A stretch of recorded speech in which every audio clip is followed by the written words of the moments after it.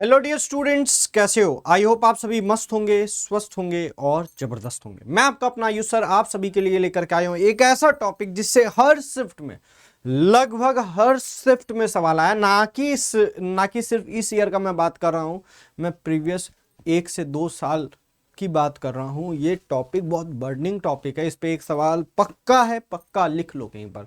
+4 आपके हाथ में होगा अगर आपको ये बेसिक क्राइटेरिया चीजें आती है तो। वो टॉपिक का नाम है बेटा कॉलिगेटिव प्रॉपर्टी।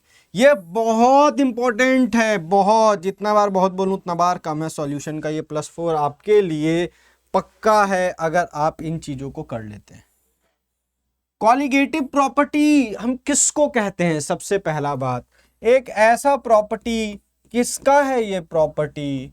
अरे प्रॉपर्टी कहने का मतलब घर बंगला नहीं, प्रॉपर्टी का मतलब कुछ ऐसे कैरेक्टरिस्टिक्स। ये किसके हैं वो कैरेक्टरिस्टिक्स? ये है सॉल्यूशन के।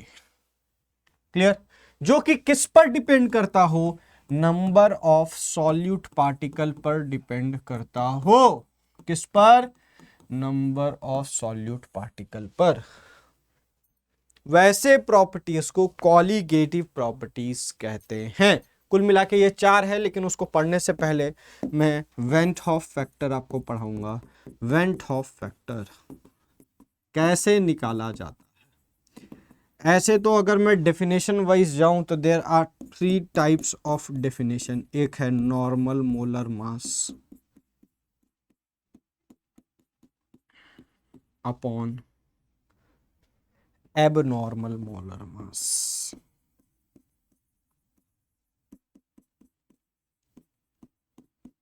Upon abnormal molar mass. और अगर मैं बोलूं आई को, तो आप कह सकते हैं observed colligative property upon normal colligative property. ठीक। और अगर मैं बात करूं number of moles after dissociation और association upon number of moles before association और dissociation. This is all about van't Hoff factor. आप ये 3 तरीके से निकाल सकते हैं, लेकिन जब आपके पास सवाल आएगा तो आपको 2 तरीके के मॉलिक्यूल्स, 3 तरीके के मॉलिक्यूल्स मिलेंगे। एक जो टूट रहे होंगे, एक जो जुड़ रहे होंगे, एक जो ना टूट रहे होंगे ना जुड़ रहे होंगे। तो एक्चुअली में आई 3 केसेस के लिए निकालते हैं। एक है एसोसिएशन, में भी हाइड्रोजन बॉन्ड से जुड़ रहा हो, जैसे CH3COOH। देख रहे हो यहां पर क्या हो रहा है? Dimerisation, association. तो इसके लिए फॉर्मूला क्या हो जाएगा? 1+1/n-1 into alpha. अल्फा बराबर क्या है? Degree of association. Degree of association. n क्या है? Number of particles gets associated. Number of particles gets associated, that is n। अब मान लीजिए कहीं डिसोसिएशन हो रहा हो,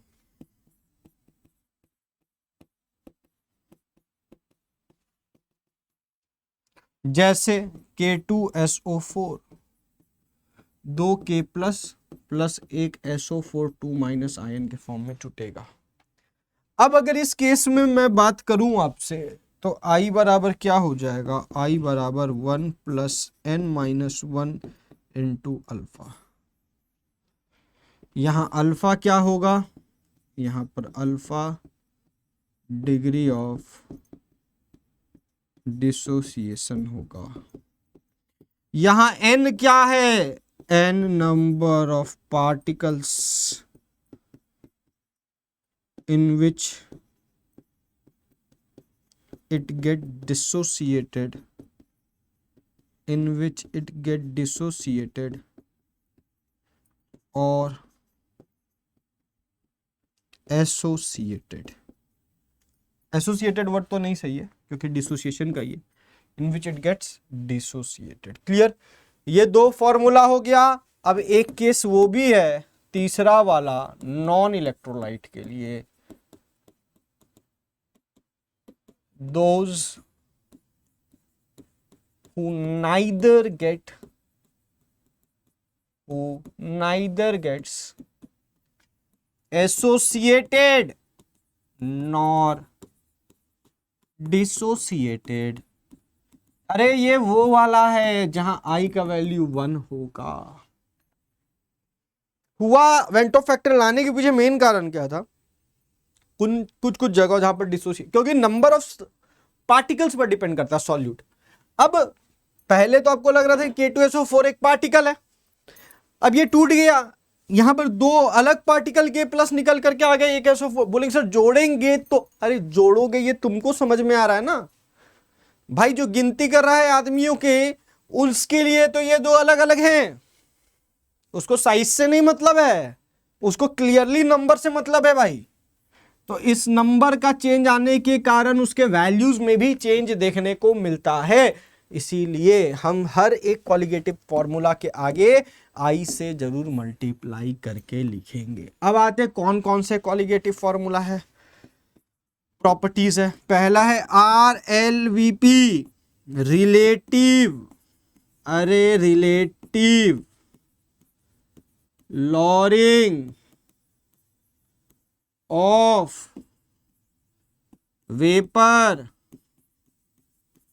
pressure, relative lowering of vapour pressure बोलता क्या है, जो सॉल्यूशन का है, पहले सॉल्वेंट का है उसका प्रेशर ज्यादा था, जब आपने नॉन वोलाटाइल सॉल्यूट को डाला, जब आपने नॉन वोलाटाइल सॉल्यूट को ऐड किया तो ऊपर में जाकर के बैठ गए, भाई ये तो नॉन वोलाटाइल है, ऊपर में जाकर के इसे बैठ गए, अब इसका वेपर में बदलने का चांसेस कम हो गया, वेपर कम बनेगा, वेपर प्रेशर कम डेवलप होगा, तो इसको लॉरिंग कहते हैं। और जब आप with respect to the vapour pressure of the solvent observe करेंगे तो वो relative lowering of vapour pressure कहलाएगा। तो P0A upon PS upon P0A is equals to mole fraction of the solute, लेकिन हम I से मल्टीप्लाई करना ना भूले। This is the relative lowering.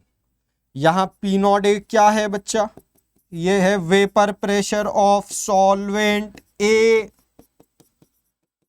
PS क्या है, वेपर प्रेशर ऑफ सॉल्यूशन, अरे काई क्या है, अरे बोल दो, मोल फ्रैक्शन ऑफ सॉल्यूट।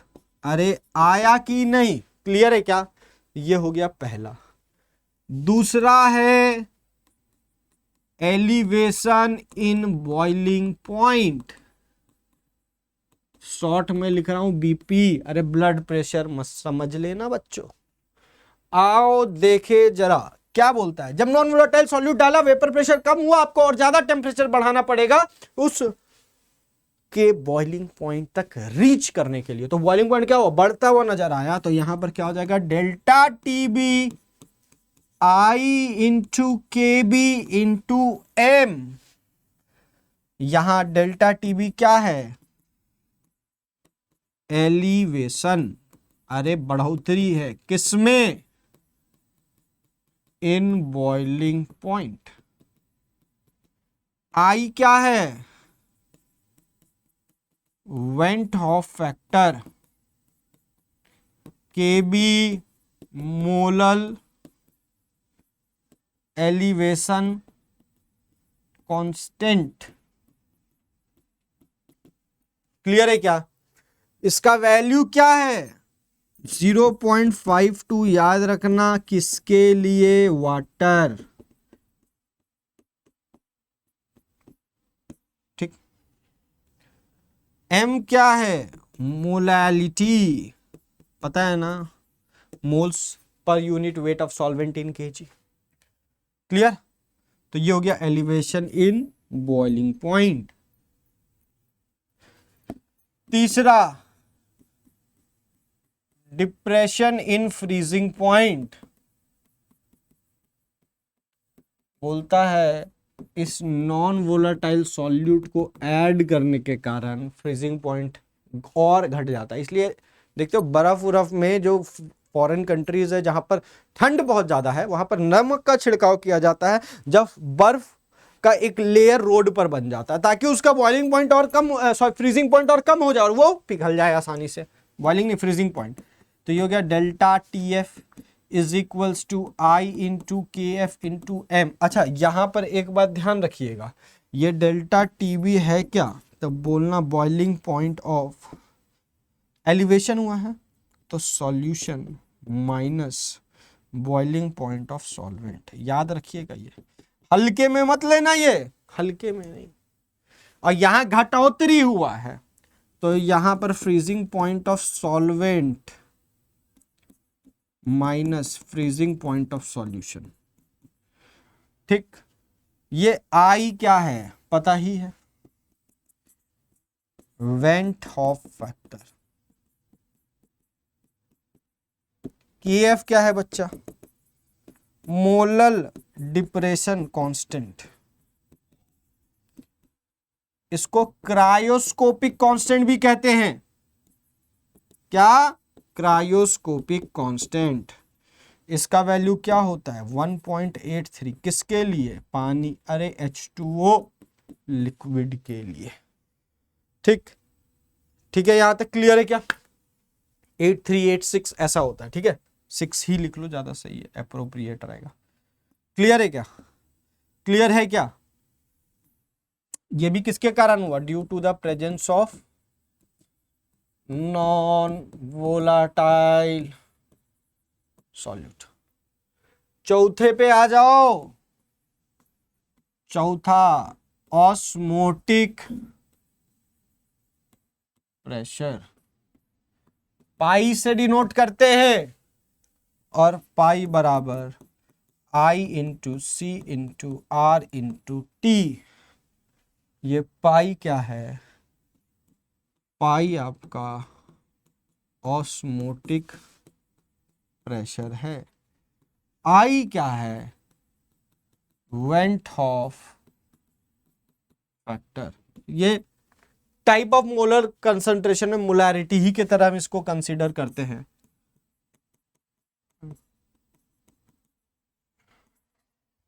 इसका वैल्यू 0.083 टी का केल्विन में लेना है, तापमान है। अब होता क्या है, आपके पास ऑस्मोटिक प्रेशर, आपको पता है मूवमेंट ऑफ अ सॉल्वेंट है ना, थ्रू सेमी परमिएबल मेम्ब्रेन। अब मान लीजिए दो सोल्यूशन है, एक का ऑस्मोटिक प्रेशर पाई 1 है, एक का पाई 2 है।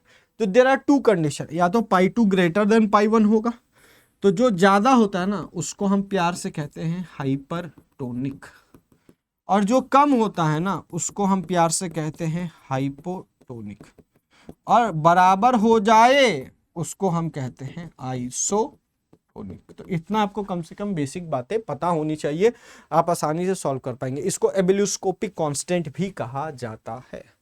क्लियर? तो आई होप आपको बेसिक जानकारी मिल गई कॉलिगेटिव प्रॉपर्टी के बारे में। अब सवाल को देखेंगे, मैं बता दूं इसको इंपॉर्टेंट क्यों कह रहा हूं, हर शिफ्ट में इस पे सवाल आया, हर शिफ्ट में लगभग।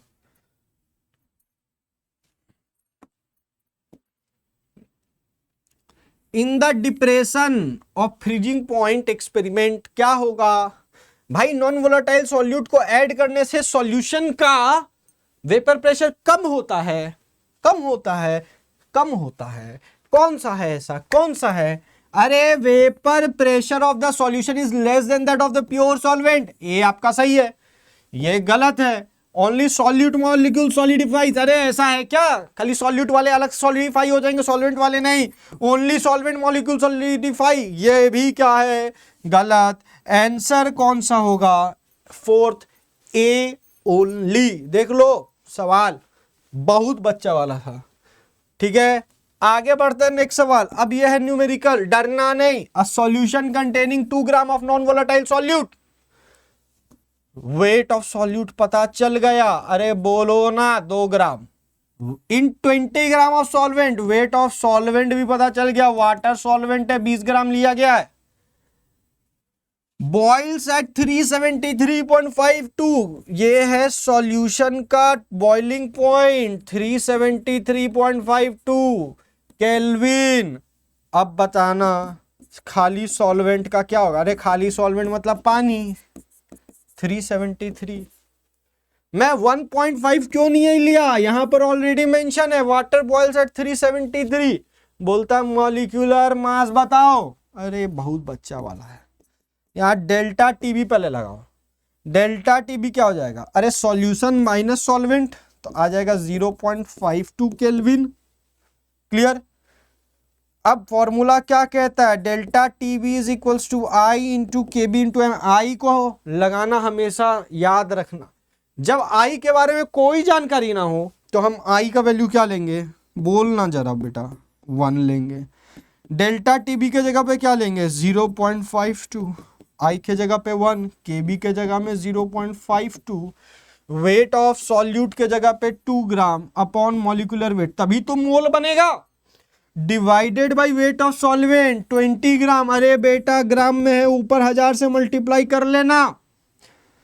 ये और ये कैंसल, ये 10, ये काटो और यहां से m बराबर आ जाएगा 100 ग्राम पर mole. This is your molar mass. You got it और नॉट? 100 is your answer. सवाल बहुत आसान आते हैं, इस टॉपिक को और अच्छा से करना और जितने सवाल आपको मिले बनाना, कॉन्फिडेंस लेवल हाई करना इस टॉपिक पे। आने वाले शिफ्ट में हो सकता है कि आपके लिए +4 रखा हुआ हो, आप +4 आसानी से लाए, उस समय आप मुझे जरूर याद करिएगा कि हाँ सर ने बताया था, सर के द्वारा ये टॉपिक मेरा कंप्लीट हुआ है ना। फटाफट कमेंट में जरूर लिखें कैसा लग रहा है आपको ये टॉपिक मैनिया का सीरीज, क्या ये आपके लिए यूजफुल है तो शेयर करना मत भूलना। अब इस चैनल को सब्सक्राइब करना मत भूलना, ताकि आपको रेगुलर अपडेट मिलता रहे, नए नए टॉपिक्स के बारे में पता चलता रहे, कौन सा टॉपिक आपके लिए बहुत महत्वपूर्ण है और किसको करके जाना है, ताकि ज़्यादा से ज़्यादा नंबर लाना है। तब तक के लिए मस्त रहे, स्वस्थ रहे और ज़बरदस्त रहे।